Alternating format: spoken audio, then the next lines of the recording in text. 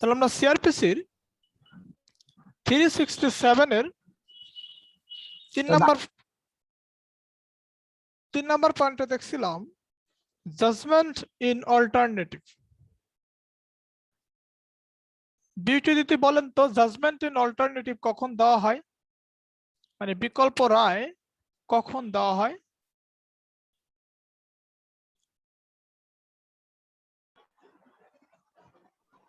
দাদা পারবো না।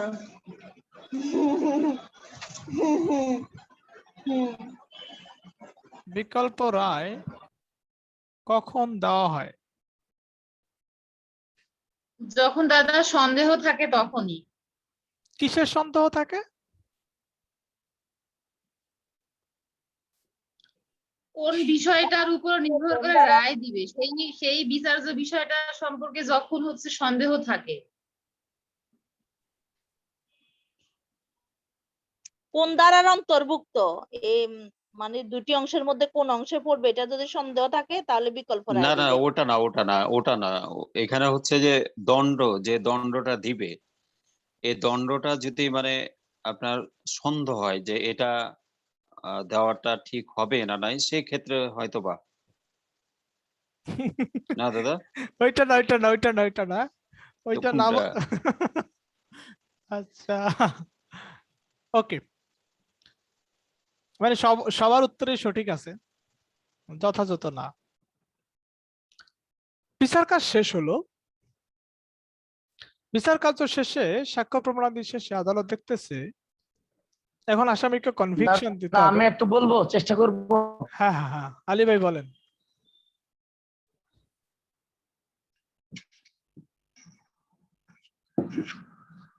দণ্ডবিধির অধীনে দণ্ড হলে অপরাধটি দুটি ধারার মধ্যে কোন ধারাটিতে যে পড়বে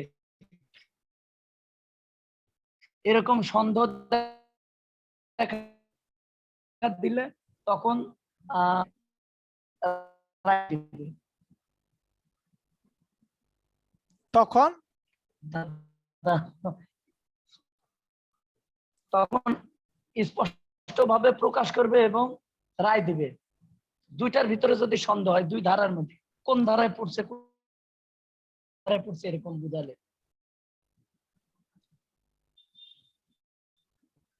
মানে আদালত যদি কনফিউজ থাকে যে কোন ধারার মধ্যে অপরাধটি সংঘটিত হয়েছে, গুড, এরকম কোন ক্ষেত্রে যদি হয় তাহলে সেক্ষেত্রে তার হ্যাঁ হ্যাঁ বিকল্প রায় প্রদান করবে। রাইট, কোন ধারায় শাস্তি দিবে এটা নিয়ে যদি সন্দেহ হয়, মানে এটা না এটা এ সেকশন নাকি এ সেকশন এরকম একটা ডাউটফুল সিচুয়েশনে পড়ে যায়, হ্যাঁ, তখন হচ্ছে জাজমেন্ট ইন অল্টারনেটিভ বিকল্প রায় দেয়। এরপর আমরা দেখব, এখন আমরা দেখব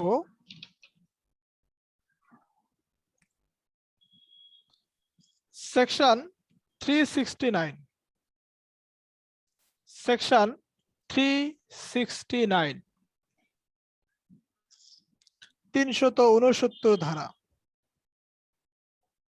সেকশন 369 এখানে বলছে court not to alter judgment, court not to alter judgment। Mohammad Ali ভাই, আপনি একটা সুনির্দিষ্ট গাইড করেন, এটা আমি আপনার কথার ল্যাঙ্গুয়েজ শুনে বুঝছি। এক, 2 নাম্বার পয়েন্ট হচ্ছে গাইড করেন হুবহু আমার সমস্যা নাই, কিন্তু একটু বুঝে বুঝে পড়বে না।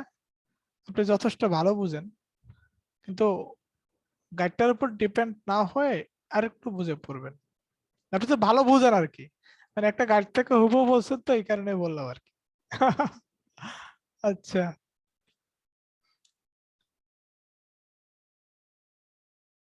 থ্রি 369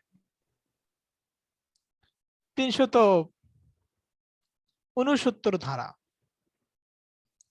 এখানে বলছে court not to alter judgement. Court হচ্ছে রায়ে পরিবর্তন করতে পারে না।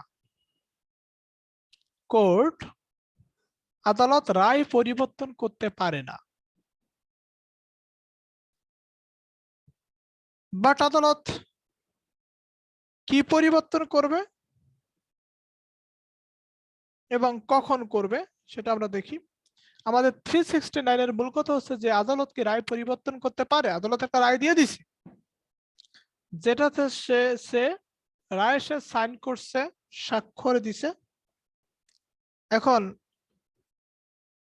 সেটাকে পরিবর্তন করা যাবে কিনা বা সেই রায়ের উপরে রিভিউ করা যাবে কিনা। উত্তর হচ্ছে অল্টারও করা যাবে না, রিভিউ করা যাবে না। তাহলে কি করা যাবে সেটা বলছে এক্সেপ্ট টু কারেক্ট এ ক্লারিক্যাল এরর। মানে হচ্ছে শুধুমাত্র ক্লারিক্যাল এরর বা করণিক ভুল সংশোধন করা যাবে, কোন রায়কে পরিবর্তন করা যাবে না, কোন রায়কে কোন রায়ের রিভিউ করা যাবে না। 369 এটা জাস্ট এমসিকিউর জন্য। এবার আমরা চলে আসি 371। 371 এ বলছে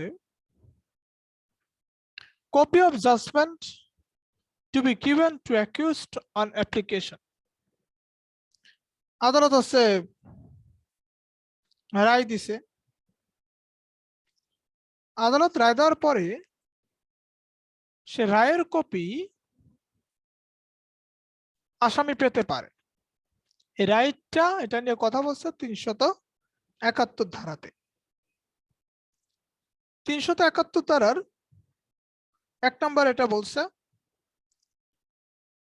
যে রায়ের কপি অ্যাকিউজড পাবে। অ্যাকিউজড যদি রায়ের কপির জন্য অ্যাপ্লিকেশন করে, অ্যাকিউজড যদি রায়ের কপির জন্য আবেদন করে, তাহলে অ্যাকিউজড রায়ের কপি পাবে, দিতে বাধ্য। 371 বলছে when the accused is sentenced to death, যখন হচ্ছে আসামিকে মৃত্যুদণ্ড দেওয়া হয় বা সেশন জাজ দায়রা আদালত কর্তৃক, যখন কোনো আসামিকে মৃত্যুদণ্ড দেওয়া হয়,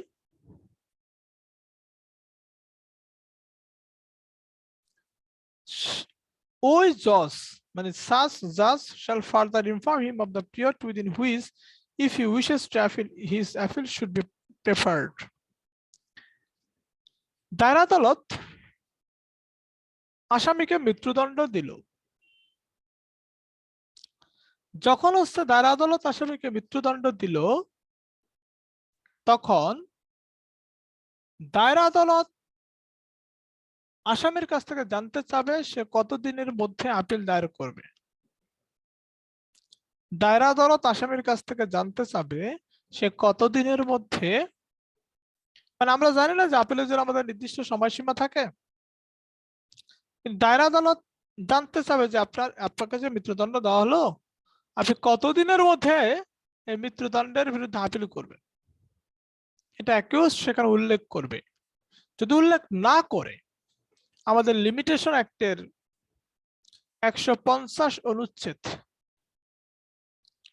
তামাদি আইনের 150 অনুচ্ছেদে বলছে 7 দিন দাদা, 7 দিন, 7 দিনের মধ্যে, জি। 7 দিনের মধ্যে আমার হচ্ছে মৃত্যুদণ্ডের বিরুদ্ধে আপিল করতে হবে। একটা হচ্ছে যে আপনি উল্লেখ করে দিতে পারবেন যে আমি 2 দিনের মধ্যে, 3 দিনের মধ্যে, 7 দিনের মধ্যে আপিল করবো, অথবা যদি উল্লেখ করে না দেন সেক্ষেত্রে হচ্ছে সর্বোচ্চ 7 ডেজ। এখন 7 ডেজ আমরা কোথায় খুঁজে পেলাম? 7 ডেজ এর প্রসঙ্গ কিন্তু আমাদের 371 3 বলে নাই। 7 ডেজ আমরা দেখতে পাই লিমিটেশন অ্যাক্টের 150 অনুচ্ছেদে। এবার হচ্ছে সেকশন 373। সেকশন আচ্ছা দাদা, এখানে তো দাদা একটু খালি আপনার 7 দিনের মধ্যে মানে মৃত্যুদণ্ডের আদেশের বিরুদ্ধে 7 দিনের মধ্যে আপিল দায়ের করতে হবে, এটা তো আপনার 71-3 বলছে। 71-3 বলে দিচ্ছে তো ওটা, 71-3 এটা বলে নাই তো, 371-3 এটা বলে নাই তো। কিন্তু আইন পাঠে তো পাইছি দাদা, আইন পাঠে এটা ইয়া করছে 71। এজন্য তো বলছি, আলী ভাইকে তো এই কারণেই বলছি যে যখন কোন একটা গাইডকে ফলো করবেন, তখন সেটা একটু মিলিয়ে পড়বেন, বুঝে বুঝে পড়বেন। দাদা কারণ- ওটা আমি পড়েছি, ওই এটা হচ্ছে আপনার তামাদি আইনে 155 অনুচ্ছেদে আছে, মৃত্যুদণ্ডর ইয়ে থাকে 7 দিন। 150 অনুচ্ছেদে আছে, 150 150 সরি 150 অনুচ্ছেদ 7 দিন। রাহান ভাই, হ্যাঁ দাদা, আপনার 371-এর 3-এ বলছে যে when the accused is sentenced to death by, মানে এখানে 7 শব্দটা উল্লেখই নাই, থাকলে একটা সান্ত্বনা দেওয়া যেত যে 371-এর 3-এ বলছে, জি কিন্তু এটা- দাদা মেইন বইতে নেই, এটা 7 এটা দিন উল্লেখ নাই। শান্তির উল্লেখ। মেইন বইতে নাই। তো এখানে যেটা বলছে যে দায়রা জজ যদি মৃত্যুদণ্ডের আদেশ দেয় তাহলে আপনার দায়রা জজকে আপনি জানাবেন, সাপোজ আমাকে মৃত্যুদণ্ডের আদেশ দিল, তখন দায়রা জজ জানতে চাবে আপনি কতদিনের মধ্যে আপনাকে যে মৃত্যুদণ্ড দেওয়া হলো এর বিরুদ্ধে আপিল করবেন। তখন আমি আমার সুবিধা মতো দায়রা আদালতকে জানাবো, দায়রা জজকে জানাবো। এখন আমি জানালাম কি জানালাম না, আমাদের 100 লিমিটেশন অ্যাক্টের 150 অনুচ্ছেদে বলে দিচ্ছে আমাদের জন্য সময় কতদিন, আমাদের জন্য সময় আছে সর্বোচ্চ 7 দিন। 7 দিনের মধ্যে মৃত্যুদণ্ডের বিরুদ্ধে আপিল দায়ের করতে হবে। এবার আছে 373-এ যাই, 373। আচ্ছা, তার মানে কোন একটা জাজমেন্ট দিলে সেই জাজমেন্টকে কি আমরা পরিবর্তন করতে পারবো কিনা? যখন একজন বিচারক সেই জাজমেন্টে সিগনেচার করে দেয়, মানে যে বিচারক রায়টা দিচ্ছে সেই বিচারক সিগনেচার করে দেয়, তখন সেটা পরিবর্তন করতে পারবো? উত্তর হচ্ছে না, পরিবর্তন করতে পারবো না। এটা কত ধারাতে বলছে?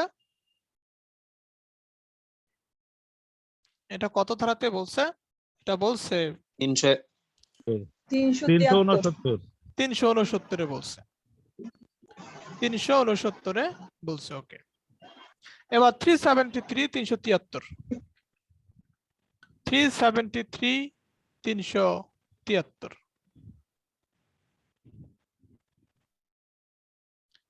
এখানে বলছে court of session to send copy of finding and sentence to district magistrate।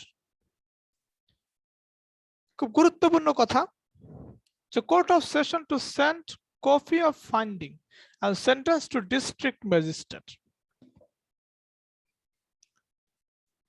তো এখানে বলছে যে ধরেন দায়রা আদালত একটা মামলার রায় দিল, দায়রা আদালত একটা মামলার রায় দিল, রায় দেওয়ার পরে সে কি করবে? রায় দেওয়ার পরে সে রায়ের কপিটা, এবং সেখানে যদি সে কোনো সেন্টেন্স দিয়ে থাকে সেটা কাকে পাঠাবে? পাঠাবে হচ্ছে ডিস্ট্রিক্ট ম্যাজিস্ট্রেটকে, জেলা ম্যাজিস্ট্রেটকে।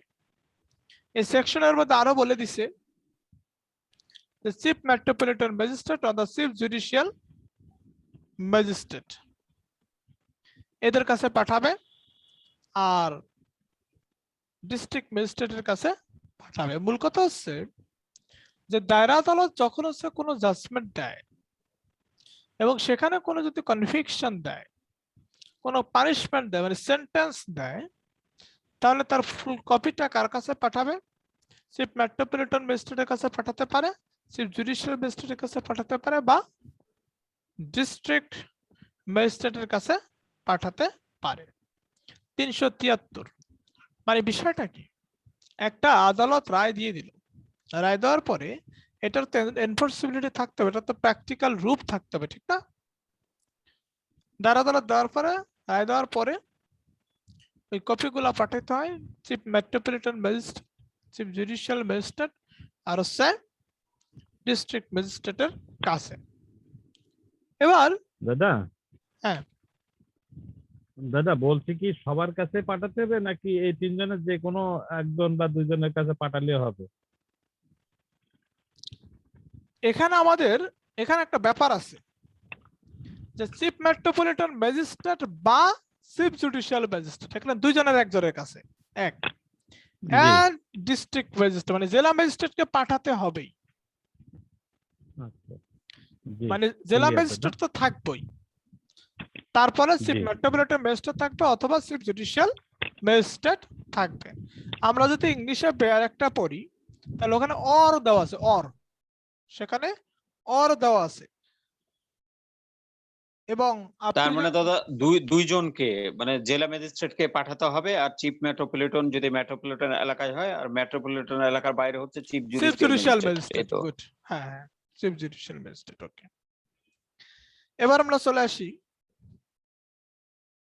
Submission of sentences for confirmation, মানে আমরা যেটাকে বলি কনফার্মেশন অফ দিস সেন্টেন্স, মৃত্যুদণ্ডের অনুমোদন, এটা নিয়ে কথা বলছে 374। আমরা একটু আগে দেখলাম না যে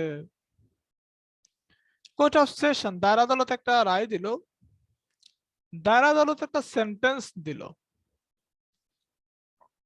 তো এটার কপিটা কাকে পাঠাবে? ডিস্ট্রিক্ট ম্যাজিস্ট্রেটে পাঠাবে এবং chief metropolitan chief magistrate judicial বা অথবা চিফ মেট্রোপলিটন। জুডিশিয়াল ম্যাজিস্ট্রেটকে পাঠাবে। জি। আপনার 374 গিয়ে বলছে 373 is applicable for only sentence, শুধুমাত্র সেন্টেন্সের জন্য, মানে জেলের জন্য, জেল জেল এটার জন্য হচ্ছে 373। এখন কথা হচ্ছে ভাই, দায়রা আদালত মৃত্যুদণ্ড দিল তখন কি হবে? তখন হাইকোর্টের অনুমতি নিতে হবে। দায়রা আদালত মৃত্যুদণ্ড দিল তখন হচ্ছে দায়রা কোর্ট কি করবে? এই কপিটা হাইকোর্ট ডিভিশনের নিকট সাবমিট করবে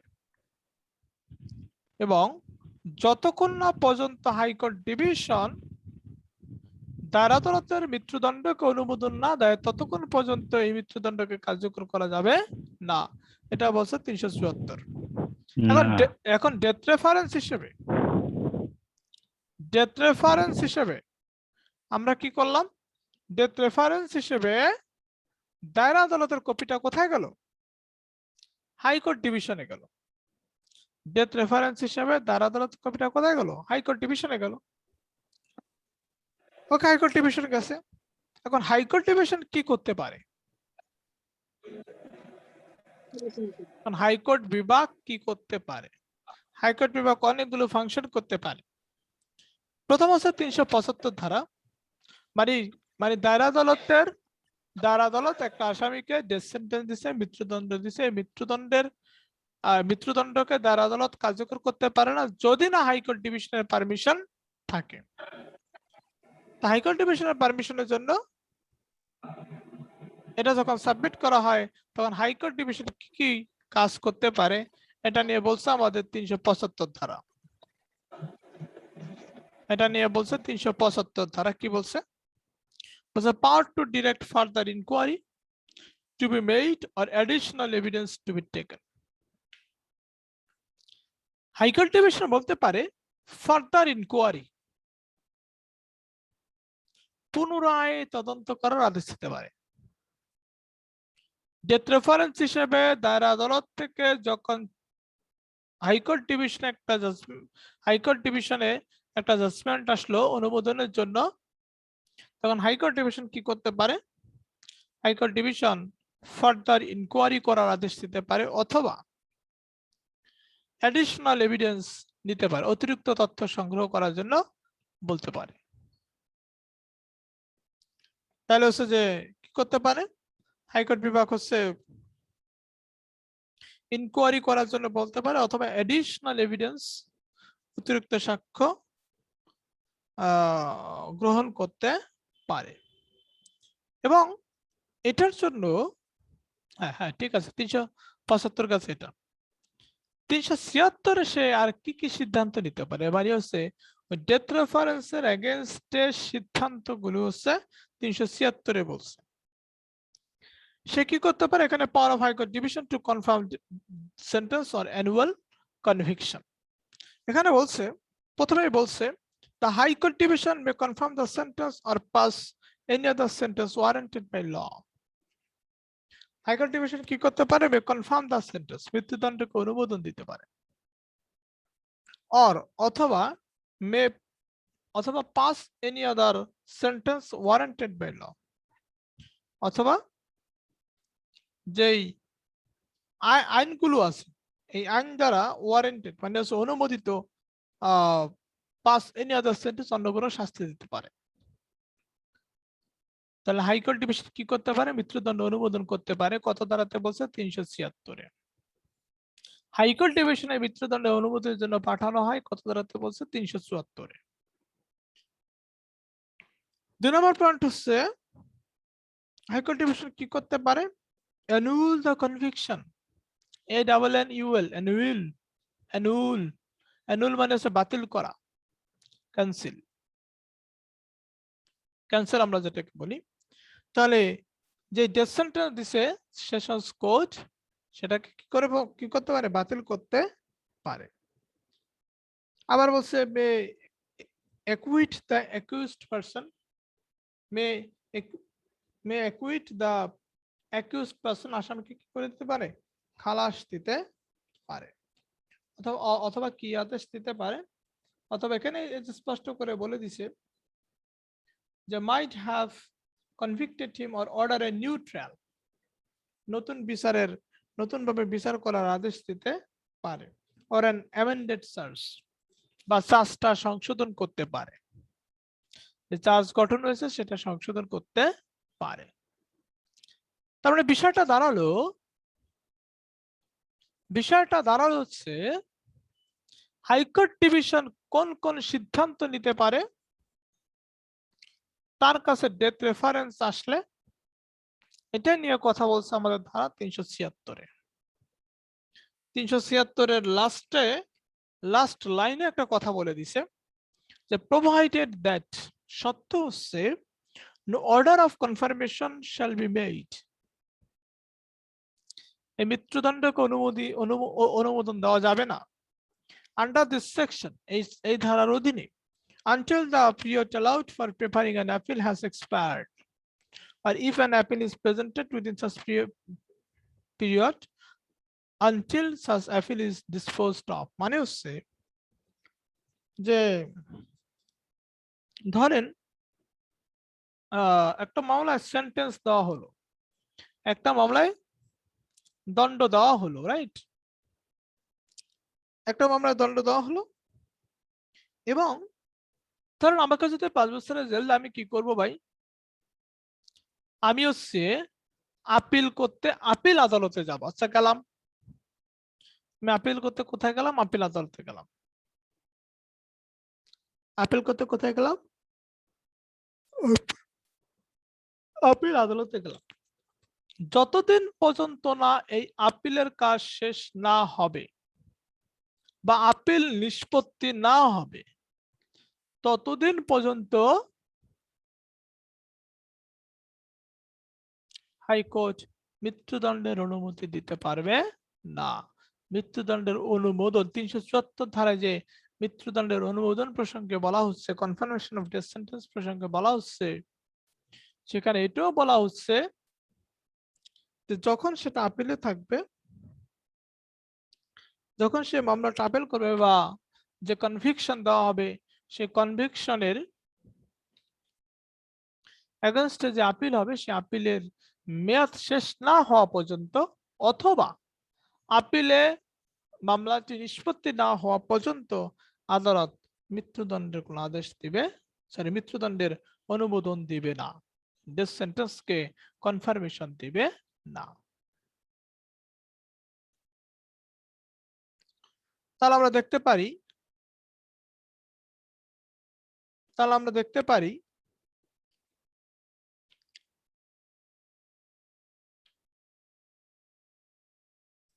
376-এ হাইকোর্ট ডিভিশনের নিকট আসা ডেথ রেফারেন্সের এগেইনস্টে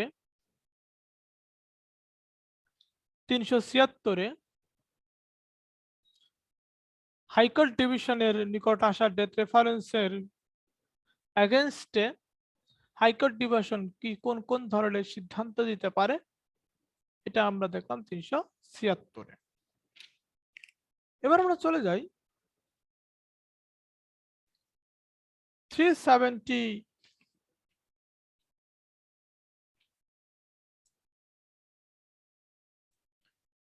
377 এগুলো প্র্যাকটিক্যাল কথাবার্তা, যেখানে ডেথ সেন্টেন্সের কনফার্মেশন করলো, সেখানে দুইজন জাজ বা আরো বেশি জাজের সিগনেচার সেখানে থাকবে, স্বাক্ষর থাকবে। তার মানে হচ্ছে ডেথ সেন্টেন্সের কনফার্মেশনে কমপক্ষে কয়জন বিচারকের স্বাক্ষর লাগবে? 2 জন। এটা বলছে 377-এ, 377 এটা বলছে।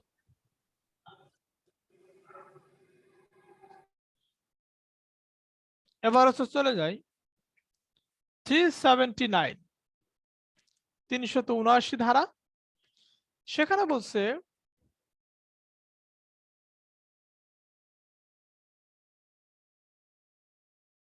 আপনার তো হাইকোর্ট ডিভিশন ডেথ রেফারেন্স একটা সিদ্ধান্ত আসবে, ঠিক না? হাইকোর্ট ডিভিশন 376 ধারাতে একটা সিদ্ধান্ত আসবে। যখন হচ্ছে 374 ধারা অনুসারে হাইকোর্ট ডিভিশনের নিকট ডেথ রেফারেন্স যাওয়া হয়, হাইকোর্ট ডিভিশনের নিকট ডেথ রেফারেন্স যায়, তখন ব্যাপারটা কি ঘটে? তখন হচ্ছে হাইকোর্ট ডিভিশন যে কাজটা করতে পারে সেটা হচ্ছে সেটাকে একটা সিদ্ধান্ত সেখানে নিবে, সেই সিদ্ধান্তের কপিটা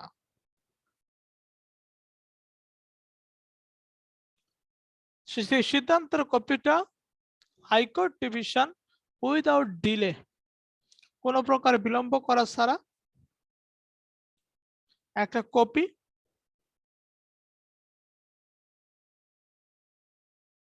কোর্ট অফ সেশনের কাছে পাঠাবে। যে অফিসিয়াল সিগনেচার আছে, অফিসিয়াল সিগনেচার সহ কোর্ট অফ সেশনের কাছে পাঠাবে, দায়রা আদালতের নিকট পাঠাবে। 379 এখানে দেখেন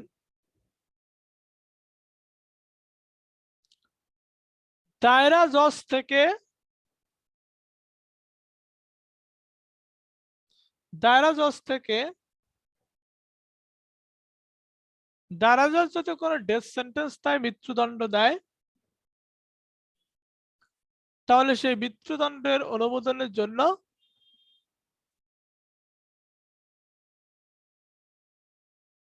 আমরা ডেথ রেফারেন্স হিসেবে হাইকোর্ট ডিভিশনে পাঠানো হয়। ডেথ রেফারেন্স হিসেবে হাইকোর্ট ডিভিশনে পাঠানো হয়। হাইকোর্ট ডিভিশন তখন পুনরায় তদন্তের আদেশ দিতে পারে 375 ধারায়। হাইকোর্ট ডিভিশন ডেথ রেফারেন্সের এগেইনস্টে সিদ্ধান্ত দেয় 376 ধারায়। এখন হাইকোর্ট ডিভিশন যে সিদ্ধান্তটা দেয়, সেই সিদ্ধান্তটা হাইকোর্ট ডিভিশন কি করবে? হাইকোর্ট ডিভিশন তখন তার একটা কপি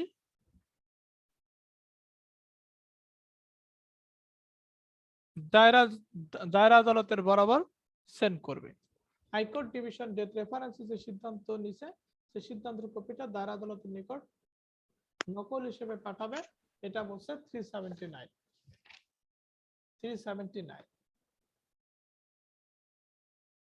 এবার হচ্ছে 381 এ বলছে, 381 ধারাতে বলছে when a sentence of death, যখন হচ্ছে when a sentence of death passed by a court of session is submitted to the High Court division for confirmation, 381 তে বলছে হাইকোর্ট ডিভিশনের মৃত্যুদণ্ডের অনুমোদনের জন্য যেটা পাঠানো হয়েছে এবং সেটা যদি মৃত্যুদণ্ডের অনুমোদন পেয়ে দায়রা আদালতের নিকট ফেরত আসে বা দায়রা আদালতে আসে, তখন দায়রা আদালত কি করবে? দায়রা আদালত হচ্ছে ওয়ারেন্ট ইস্যুর মাধ্যমে বা অন্য যে কোনো ভাবে দায়রা আদালতের নিকট স্যাটিসফ্যাকশন কাজ, যেভাবে স্যাটিসফ্যাকশন কাজ করুক ঠিক সেভাবেই দায়রা আদালত মৃত্যুদণ্ডের কার্যকর করে থাকবে। এটা বলছে 381। ক্যাশে। এখন দেখা গেল যে একটা ওমেন, একটা মহিলাকে মৃত্যুদণ্ড দিছে,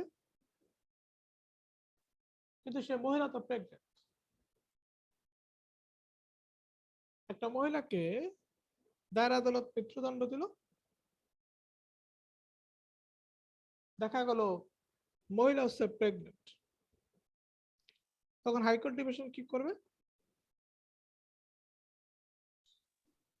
তখন হাইকোর্ট ডিভিশন এই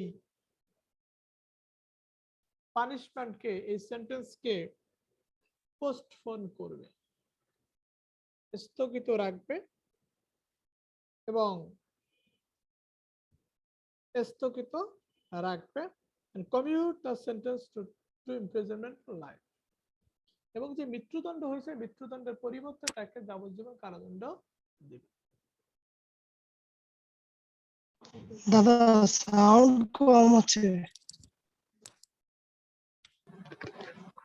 হ্যাঁ সাউন্ড মনে কমে গেছে। ওকে, এখন তো ঠিক আছে না? ওকে, তাহলে 300 জি, ঠিক আছে। 382 বক্তব্য হচ্ছে, যখন একটা মহিলাকে মৃত্যুদণ্ড দেওয়া হয় এবং সে যদি প্রেগন্যান্ট থাকে, তাহলে তাকে আর মৃত্যুদণ্ড দেওয়া হবে না, বরং তার মৃত্যুদণ্ডকে ইমপ্রিজনমেন্ট ফর লাইফ, যাবজ্জীবন কারাদণ্ডে রূপান্তর করা হবে বা যাবজ্জীবন কারাদণ্ডে নিয়ে আসবে, মানে কমাবে আর কি। এটা হচ্ছে 382। 300 দাদা, হ্যাঁ।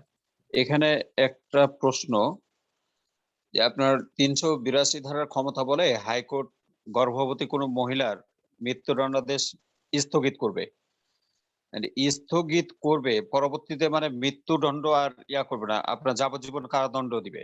হ্যাঁ, মৃত্যুদণ্ড হবেই না আর কি। আচ্ছা, প্রেগন্যান্ট ওমেনকে মৃত্যুদণ্ড দেওয়া যায় না, তাকে মৃত্যুদণ্ডের পরিবর্তে যেটা দেওয়া হয় লাইফ ইমপ্রিজনমেন্ট, যাবজ্জীবন কারাদণ্ড। যাবজ্জীবন কারাদণ্ড।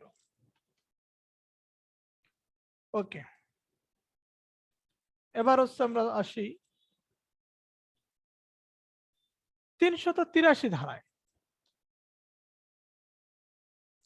Execution of sentence of transportation আর ইমপ্রিজনমেন্ট ইন আদার কেস। একটা হচ্ছে মৃত্যুদণ্ডকে আমরা কার্যকর কিভাবে করব,